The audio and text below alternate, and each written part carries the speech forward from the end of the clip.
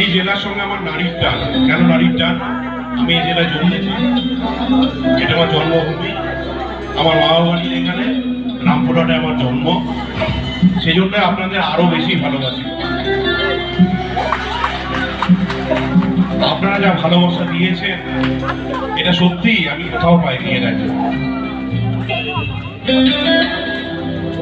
খুব ভালো গান গাইতে পারি না, কিন্তু গান বাজনা খুব ভালোবাসি।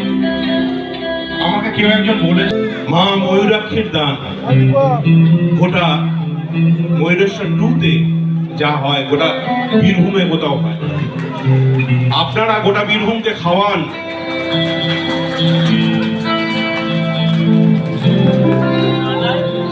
সেই জায়গায় এসছি আমি, আপনাদের ভালোবাসা আমাকে আপন করে নিয়েছে। জানি না হয়তো পরের বছর এই প্রোগ্রামটা করতে পারবো কিনা, কিন্তু আপনাদের কাছে করজোড়ে প্রার্থনা করে যাব